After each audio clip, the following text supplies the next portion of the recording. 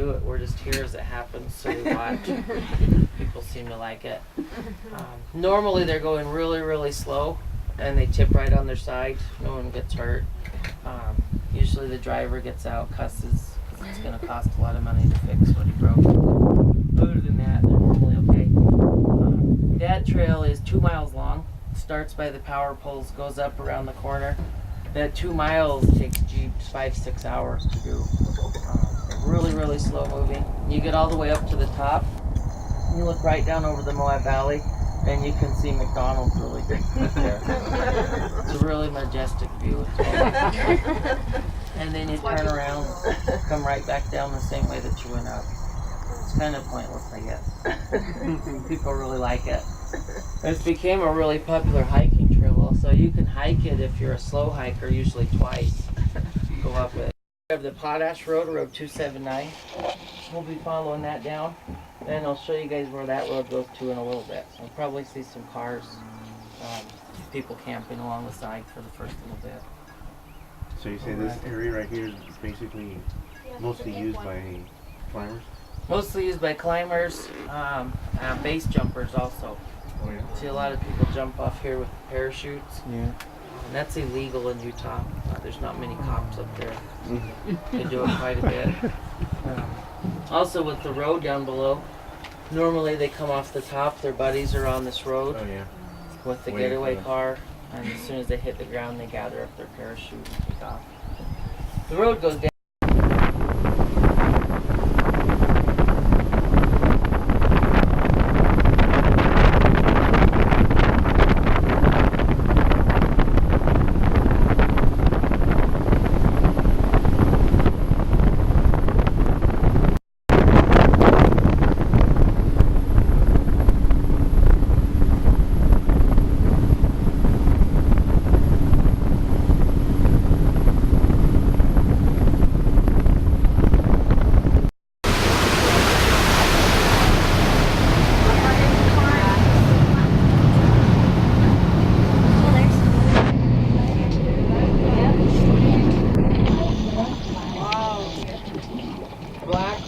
And oxidation of iron and manganese. So it's minerals in the rock rust.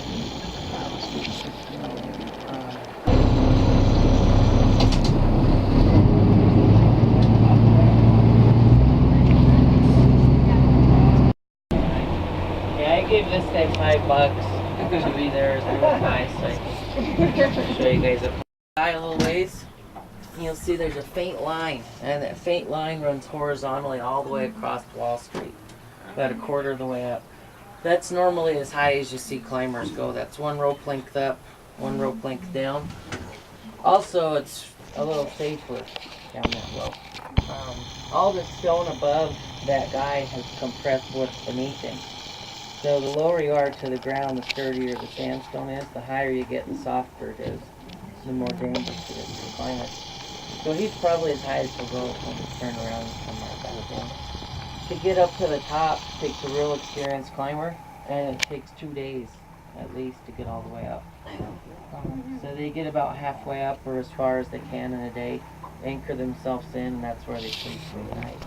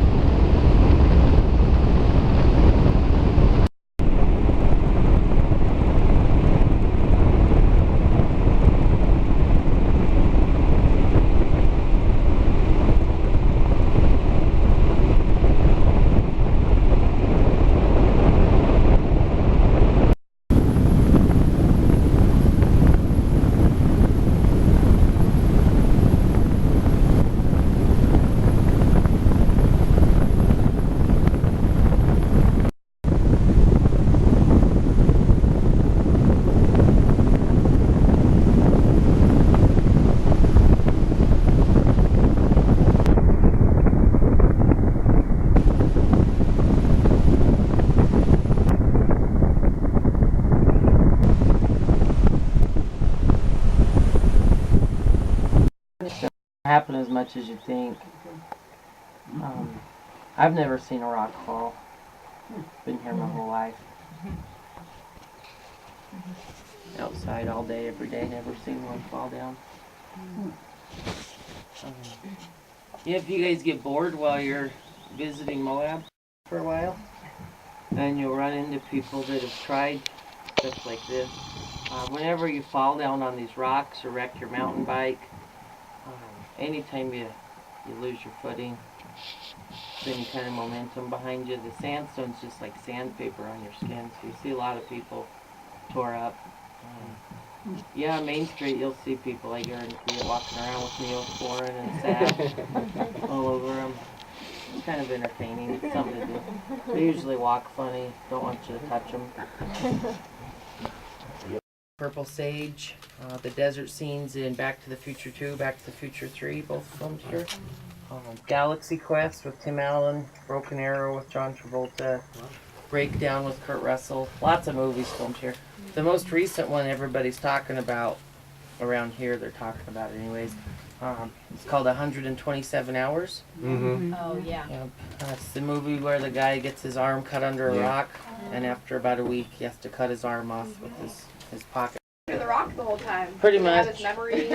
See another arch coming off the bottom of the canyon there. This one.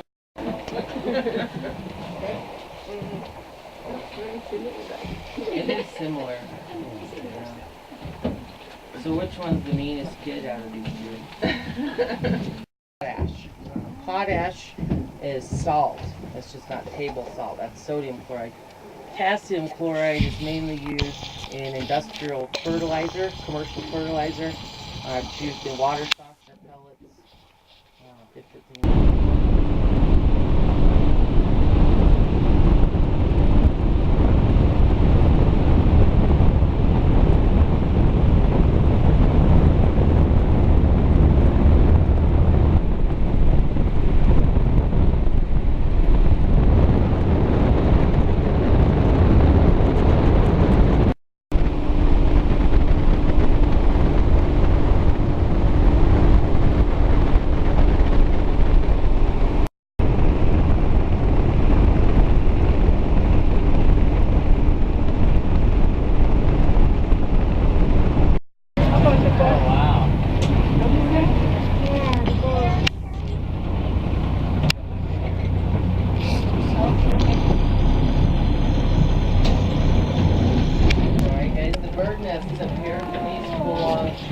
Great blue heron. Two birds out, a couple up higher there, and another bird in the lower nest. Believe me, don't. What is it? It's not petrified frog. Are you sure? I'm positive. Yeah, if you lick it, you're toast. There's one across the boat ramp right over here.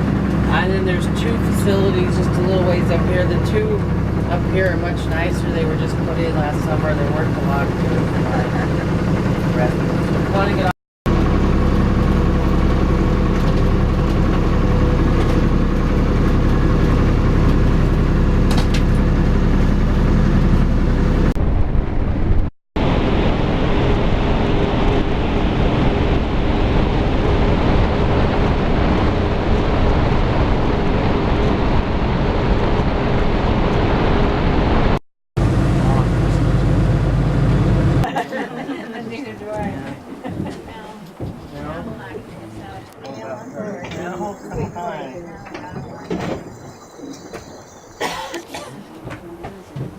It looks like the river's running uphill right through here. Kind of a cool spot. This is called the Cane Creek Anticline. If you travel about 40 miles south of Moab, and inside there's a small boathouse right on the water. Behind the boathouse and the trees, there's two homes up there. Those belong to a doctor from Moab. I think he's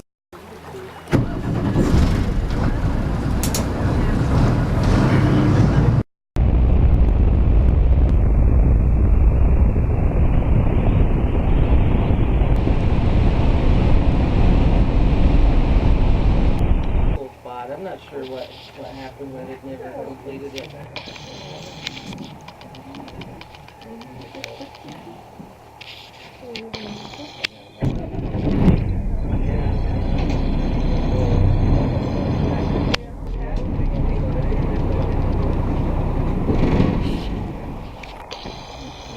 Also, Moab was a really big mining town. Moab was the uranium capital of the world for a lot of years.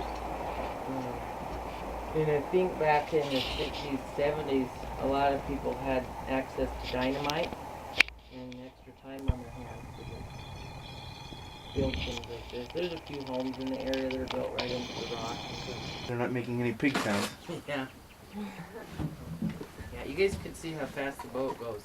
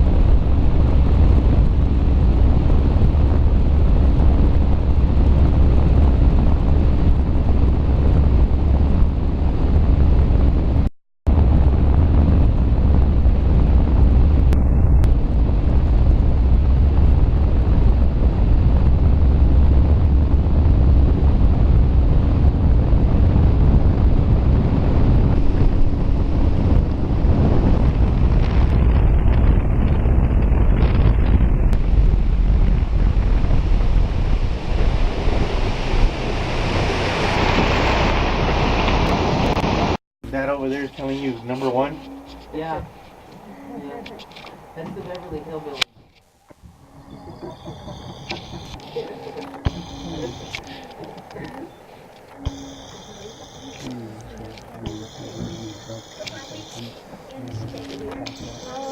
Right here it is.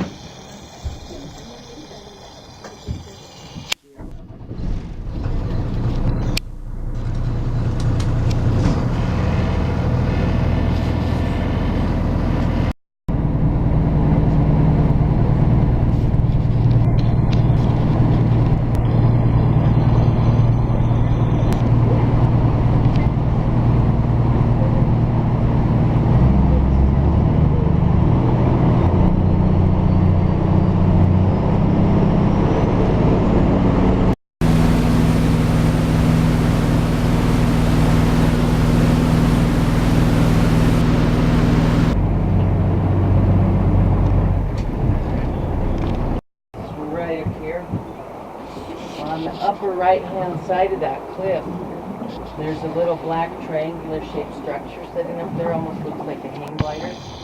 That is the sunshade and rain canopy down to the river from that point, and you can see the river really well. If you're there at 10 o'clock tomorrow morning, you can see me drive by this point. The park has a really nice visitor center. They have showers, toilets that flush, all the good stuff up there. And this year they have ice cream. First year, I haven't tried it yet, but I've heard it's pretty good ice cream up there. Let's see, so 45 acres on top of that cliff. And that 45 acres is all surrounded by cliff, except for one narrow neck on the backside. It's just wide enough to drive 2 cars out onto that 45 acres. So it's basically an island up there with just one little way out to it. Back in the old days, cowboys would herd wild horses across that narrow neck, fence that neck off, and that cliff would make a big corral for them. So it was a convenient place to capture horses and gather them up. When people knocked the valve off the oxygen bottle and made a rocket pack, flew all the way across the Grand Canyon, landed safely on the other side. Horrible. Something like Evil Knievel in the 70s. Yeah.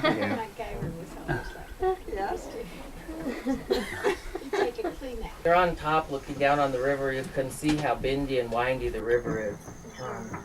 As the river travels, it's just going back and forth. all directions.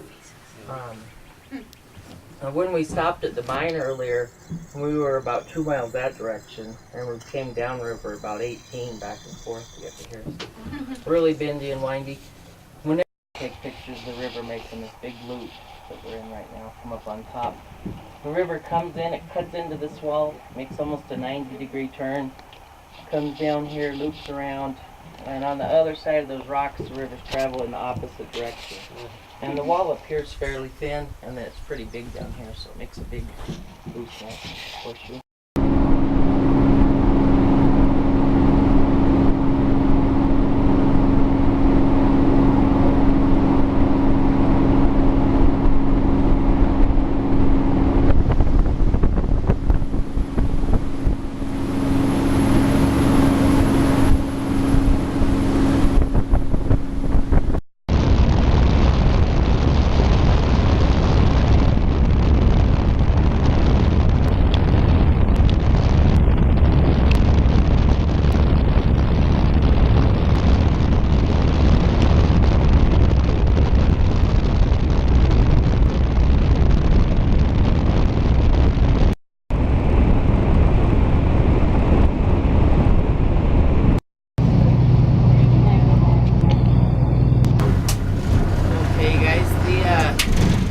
Off to the right, this is called the Grotto.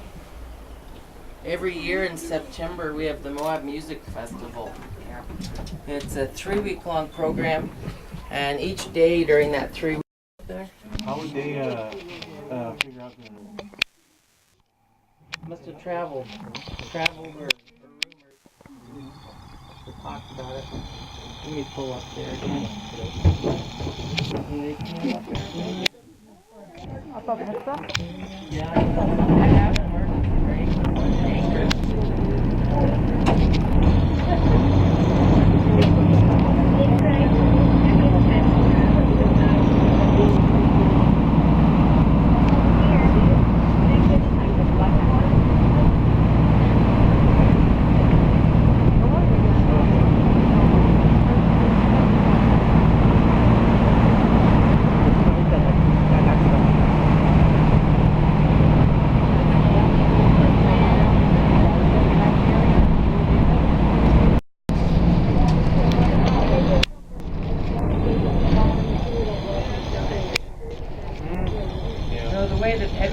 work. We talked about the desert varnish earlier, the dark color on the rock, the rusting. Native Americans would scratch that thin layer of rust off the rock, reveal the lighter colored stone beneath it to make these petroglyphs.